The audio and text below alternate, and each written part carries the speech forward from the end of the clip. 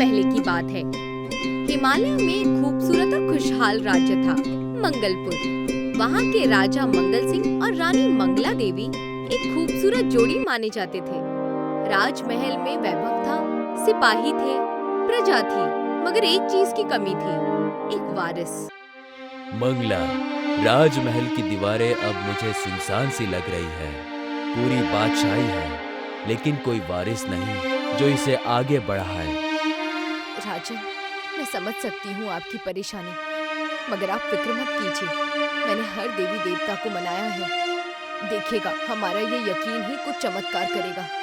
जानता हूँ, इसलिए मैंने तय किया है कि इस बार हम पूरे बादशाही के साथ मिलकर यज्ञ करेंगे, ताकि हमें देवी देवताओं के साथ सबकी दुआएं मिले। राज्य में घोषणा कर दी गई, 7 दिन का बड़ा सा यज्ञ होगा। राज पंडित को बुलाया गया, मंत्रोच्चारण शुरू हुआ। प्रजा ने भी साथ दिया।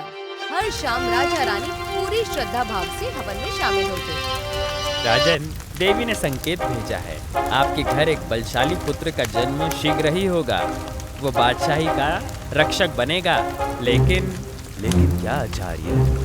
उसका जन्म सरल नहीं होगा। उसके जन्म की घड़ी बहुत मुश्किल होगी और कुछ विपदाएं भी आ सकती हैं। कोई बात नहीं राजन, मैं इस इम्तिहान को सह लूंगी। बस देवी माँ उसे सलामत इस दुनिया में भेज दे। ठीक कहा बेगम ने। अगर राजकुमार का जन्म मुश्किलों से घिरा तो हम उसका मिलकर मुकाबला करेंगे। राजमहल में खुशहाली फैल गई। हर दिन देवी के मंदिर में दीप जलाए जाते थे। रानी का खास ध्यान रखा जाने लगा। महीनों बीत गए और एक दिन रानी पेट से हुई है। जल्द ही संतान का जन्म होगा।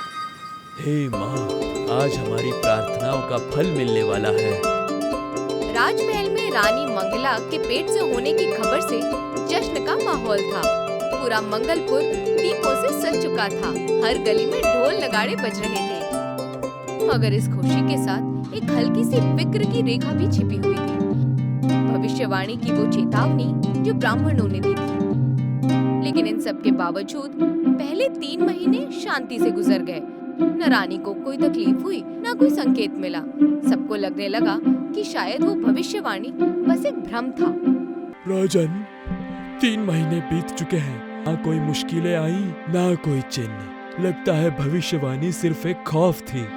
हाँ, मुझे अब यकीन होने लगा है कि देवी माँ ने हमारे ऊपर विशेष एहसान किया है। बस हमारे राजकुमार का खुशामदीन करना है। लेकिन चौथे महीने के आगे आते सब कुछ धीरे धीरे अजीब होने लगा। दासी, मुझे आज कुछ मीठा खाने का मन कर रहा है, बहुत मीठा, जैसे रसगुल्ला, गुलाब जामुन, गुड़ वाली खीर। रानी साहिबा, आपने तो कल ही मीठा खाने के लिए मना किया था। हाँ, लेकिन अब मेरा मन मान नहीं रहा है, इसलिए अभी लेकर आओ। अगले कुछ दिनों तक रानी सिर्फ मिठाइयाँ ही खाती रही।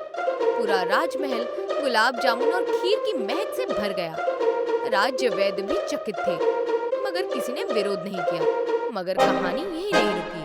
5वें महीने में, दासी, जरा जंगल से कुछ हरे पत्ते ले आओ, नीम की, तुलसी की, कोई भी। रानी साहिबा, जंगल की पत्तियाँ? हाँ, मुझे वही खानी है। उसे खाने का मन कर रहा है, वरना मैं कुछ नहीं खाऊंगी। दासी दौड़कर वैद्य और राजा को बुलाती है। मंगला, ये क्या कर रही हो तुम? पत्ते खाने से जिस्म पर असर पड़ेगा। लेकिन राजन, मैं खुद को रोक नहीं पा रही हूँ, मुझे वही खाना है। हर दिन रानी किसी नए पेड़ की पत्तियां मांगती, कभी बेल, कभी नीम, कभी आम के पेड़ के नीचे उगी घास। फिर 6ठे महीने में शुरू हुई मिट्टी की तलब। उसके बाद 7वें महीने में रानी को केवल चटपटा और तीखा खाना भाने लगा। हर दिन नया खाना, नई तलब और नई मुसीबत। 8वें महीने में तो रानी से रंग बिरंगे पत्थरों, फूलों और अलग अलग रंगों की मिठाइयों की मांग होने लगी। राजा और सब तो इस सबसे बड़े परेशान थे।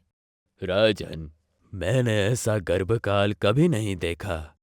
ये बच्चा जरूर मामूली है, लेकिन उसकी भूख कोई मामूली बात नहीं है। हाँ, आखिर भविष्यवाणी सच साबित हो रही है। इसका जन्म वाकई बहुत आसान नहीं होगा। देखते ही देखते रानी मंगला के गर्भ का 9वां आखिरी महीना शुरू हो चुका था। सभी को इंतजार था मंगलपुर के नन्हे राजकुमार का, लेकिन अब रानी की इच्छाएं और भी अजीब हो चुकी थी। अब रानी को हर वक्त तीखा खाने की तलब लगती थी, इतना तीखा कि महल की रसोई से लेकर राज्य के मसाले बेचने वाले तक हक्का बक्का थे।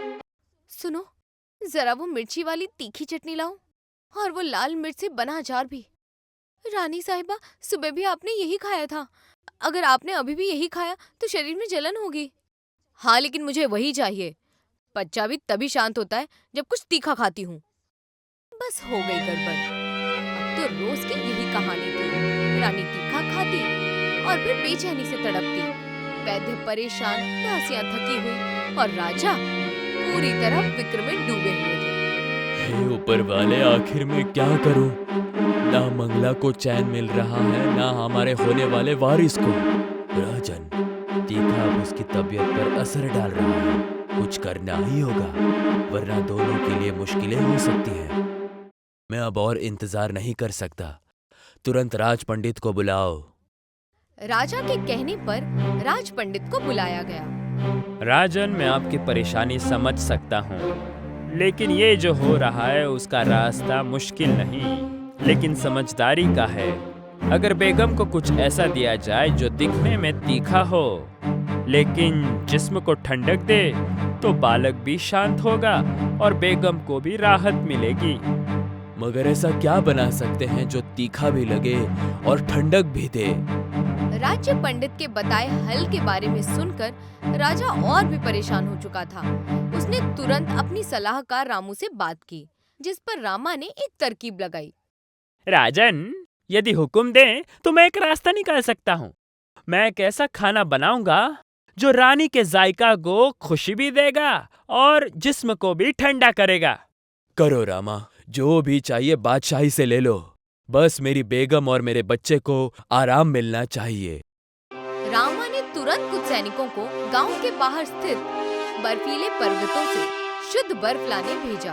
उसके बाद खुद रामा रसोई में उतर गया। दूध उबाला, उसमें इलायची, केसर, जायफल जैसे शीतल मसाले डाले, साथ ही और भी लाल मिर्च वाले मसाले डाल दिए। फिर उसमें आम, अनार, खरबूजा और साथ ही पौष्टिक मीठे आलू को मिलाया और अंत में डाली गई वो ताजी बर्फ, ठंडी, साफ, पर्वत से आई हुई। ये रहा आलू का मसालेदार फालूदा।